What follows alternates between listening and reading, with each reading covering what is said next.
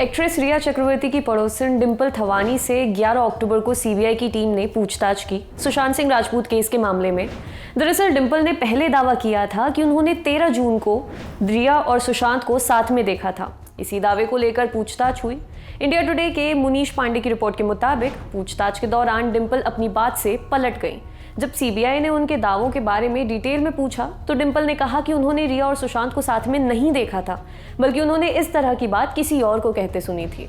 जब सीबीआई ने डिंपल से पूछा कि क्या वो उस व्यक्ति की पहचान कर सकती हैं जिसके जरिए उन्होंने ये बात सुनी थी, तब डिंपल ने कहा कि उन्हें कोई आइडिया नहीं है कि वो व्यक्ति कौन था। जब सीबीआई ने डिंपल से पूछा कि क्या आपने सुशांत को रिया को ड्रॉप करते हुए देखा था, तो डिंपल का जवाब था नहीं, किसी और ने देखा था।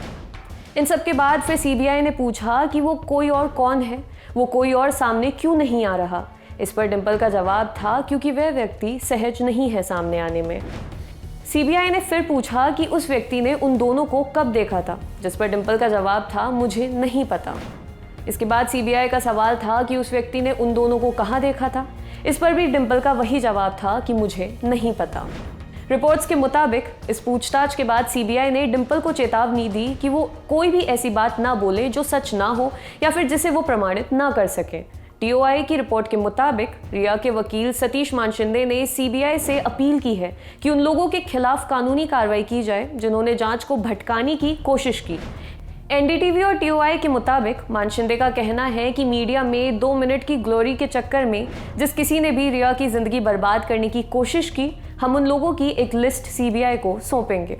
सुशांत के केस की बात करें तो इसमें ड्रग्स वाला एंगल भी सामने आया था। एनसीबी यानी कि नारकोटिक्स कंट्रोल ब्यूरो ने करीब 1 महीने पहले सुशांत के लिए ड्रग्स अरेंज करने के आरोप में रिया और उनके भाई शौविक को गिरफ्तार किया था। एनसीबी का आरोप था कि रिया ड्रग्स सिंडिकेट का हिस्सा बनकर सुशांत के लिए ड्रग्स खरीदती थी, लेकिन बॉम्बे हाईकोर्ट ने इस आरोप को फिलहाल दरकिनार कर दिया है और उन्हें जमानत दे दी है। आपके लिए खबर लिखी थी हमारी साथी लालिमा ने। अगर आप ये वीडियो फेसबुक पर देख रहे हैं तो हमारे पेज को लाइक करें और यूट्यूब पर देख रहे हैं तो हमारे चैनल को सब्सक्राइब करें। देखते रहिए दी लल्लन टॉप।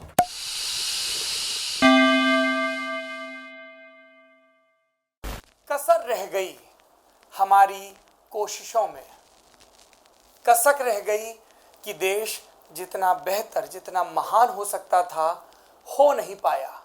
और एक कसम रह गई कि देश का जो कर्ज है उसे थोड़ा बहुत तो उतारना है।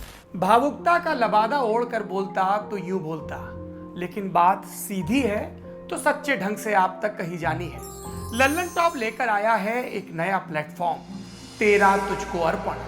ये प्लेटफॉर्म उन सब भारतवासियों के लिए है जो भारत से दूर किसी दूसरे देश की जमीन पर है, कभी पढ़ाई के लिए, कभी नौकरी के लिए।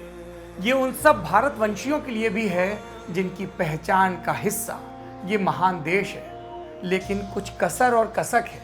तो आइए कसम खाएं कि देश को बेहतर बनाएं।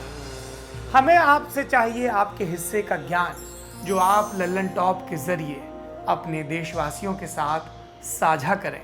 ये मस्ती के पल भी हो सकते हैं जब आप कहीं घूमने जाएं और आपको लगे कि सिर्फ मेरे यार दोस्त और परिवार वाले ही क्यों, पूरा देश जाने इन नायाब चीज़ों के बारे में। ये पॉलिसी से जुड़ा, ज्ञान से जुड़ा कोई मसला हो सकता है। तो आइए और लल्लन टॉप की इस नई पेशकश तेरा तुझको अर्पण का हिस्सा बनिए।